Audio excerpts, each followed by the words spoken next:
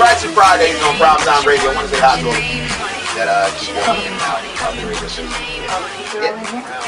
And I have beautiful photographers around me. No Bruno, pause and all that. Revo Media up in the building, definitely. You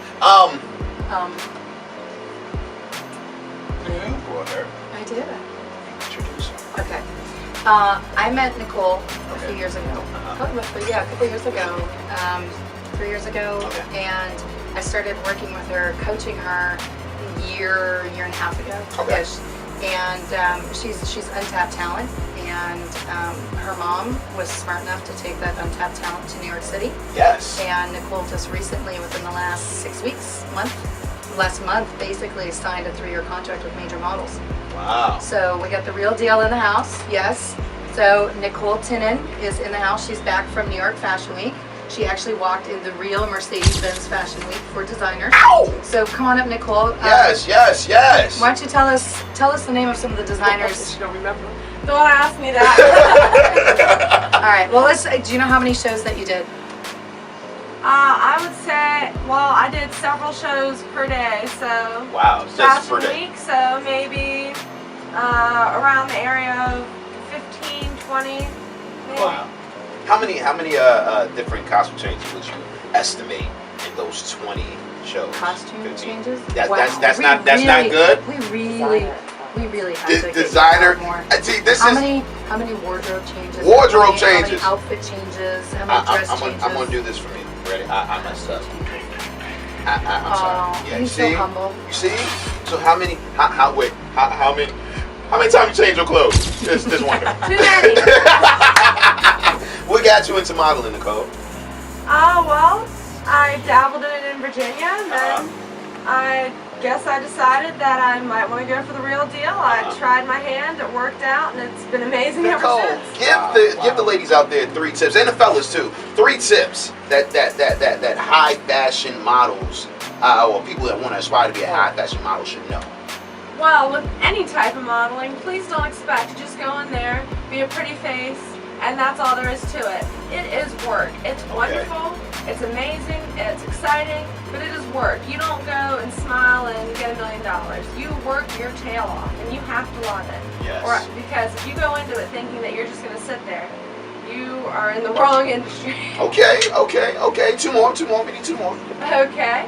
I guess the next would be that you have to accept that once you sign a contract, you don't own yourself anymore. Wow. If they want you to do something, you have to be okay with that. You have to be open to that. You can't be a diva about that. If they wanted me to buzz my hair off and dye myself purple, I'd do it. Because... Wait, hold on. So let's say that they did want you to buzz your hair For the right off. amount of money. Yes, would you have to do it because right. you're signed, or do you have the choice to opt out of it? I guess there would be some room for choice. Right. But I wouldn't really push it. Okay. Oh, you don't want to do that? That's great. You don't have to do anything else. Just stay on the contract forever. Let's see here. Say they did want her to blend her hair. You gotta do it. So, one more question. I'm sorry. Into the mic, please. You know what? I don't speak into no mics. Anyway. What about Joe's? You know what? Give her 2 tips for her to make it in the industry that she's trying to. 2 tips. Okay. 2 tips. 1, toughen up. Okay. All right.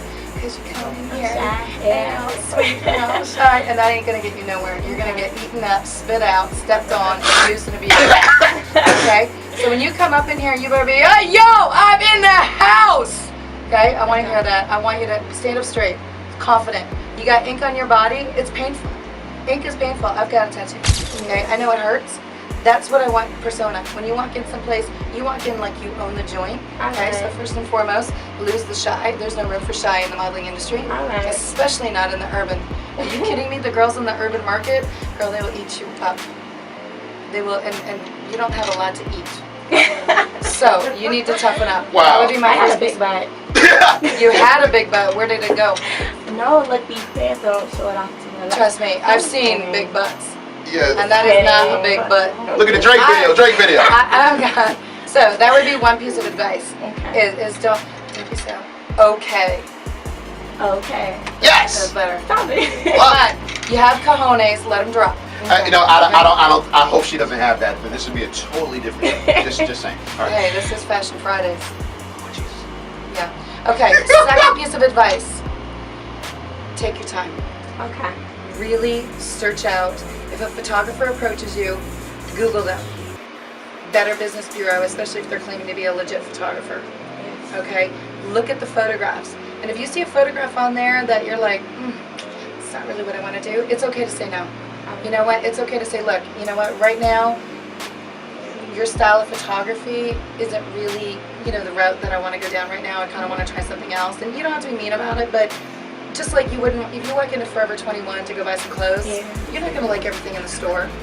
Okay, you don't have to. And that's the same thing with the fashion industry. You just really have to take your time, do some research. There's a lot of guys out there who own a camera who say they're photographers. And they are not. They are shady. They don't have a clue what they're doing. Franklin talked about this earlier. Don't shoot with just anybody. Pick and choose, because your worst photo is always going to be the photo that clients are going to remember. Okay? And just keep it really simple and just take your time. Can't wait to blow my candles out. He want that cake.